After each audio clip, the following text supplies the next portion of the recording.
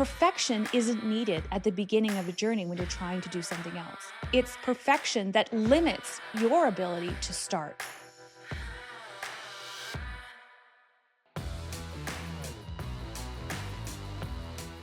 All too often, when I talk to people, they're waiting for something else to happen before they take a step that they think they need.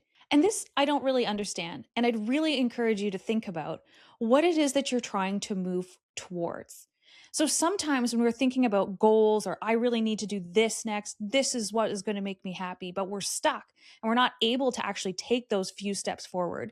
It's generally because you're thinking too far ahead. In fact, in order to feel a little bit better, taking one or two small steps toward whatever that goal might be is going to actually make you feel even more motivated to keep going. So instead of planning for step 10, think about step one and step two. And then when you get to step one and step two, this is the other thing I want you to do. I want you to not think about step 10 again. At step two, your perspective might have changed again. And that's okay. Taking step one and two isn't perfect. Perfection isn't needed at the beginning of a journey when you're trying to do something else. It's perfection that limits your ability to start. So stay open minded. Give yourself the growth mindset of saying, I'm going to try this and see if these few steps feel a little bit better. And maybe through the process, you decide that step 10 actually looks different. Maybe through the process, you actually hit step 10, but you're not going to get step one until you start. So get going. So I'm going to be a little personal with you. I just recently finished running a half marathon. And for some, people are going to be like, great. And for others, you haven't done events like that. That's okay too. Everyone's on their own journey in terms of exercise or where they want to push themselves. But my personal story is a bit different and maybe something that people aren't expecting. I've run a lot of half marathons, to be honest, and I've run them in different places, some road, some trail, and I've done longer distances, shorter distances. And something that kind of hit me through this process of training for this event that I just finished was that I realized halfway through that I needed to make some changes with a routine that I've been involved in for a very long time. I love running in the morning. Morning runs help start my day, and they make me feel like I've achieved something before the world has even woken up.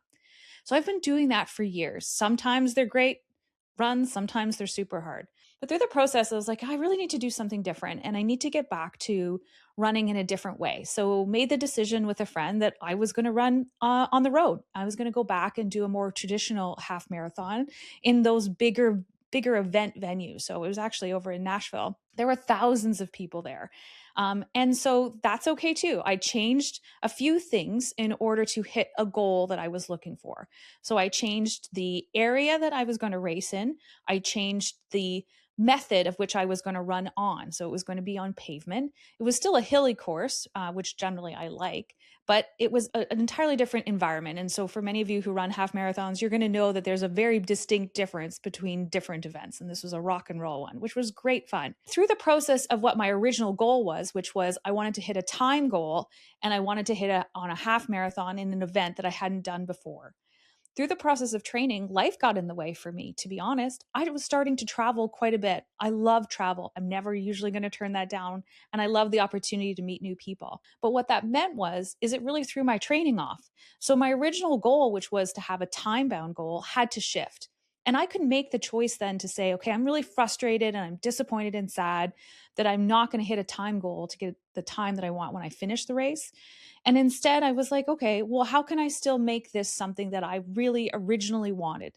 So the original goal was to do something different. And I needed to remind myself because I am a high achiever and I do like to kind of push things to see how far I can go. And I really had to stop and say, instead of being sad or frustrated about the progress that I'm making, or at the time, the progress I'm not making, I needed to shift gears and say, actually, the goal was to do something different. That was the original goal. The goal was to change things up, and I had to remind myself of that.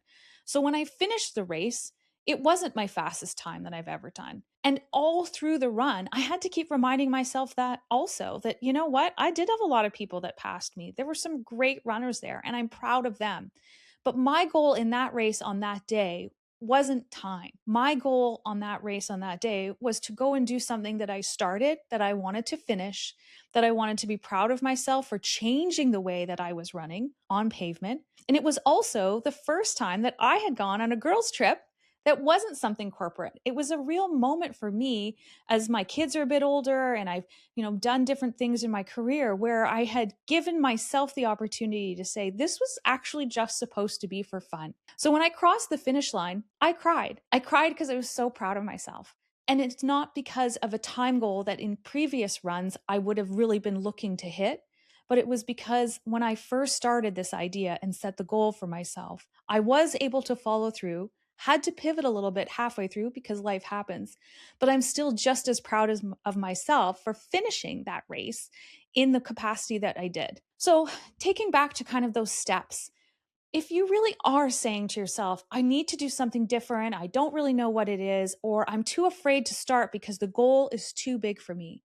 If you go back and say, how can I take steps 1 and 2? What are some things I can really do here? And whether that's in life or at work, take them. There's nothing wrong with taking step 1 and step 2. And through the process of training, of being out there, of trying to hit that long term goal, it can actually be really fun. And the stuff that you can shift in terms of that final goal is completely fine. No one says that the only way to race is that you have to have a time goal. Everybody can have different goals in life. And whatever that is in terms of your finish line, you should be super proud of when you get there. But don't be disappointed because you never start.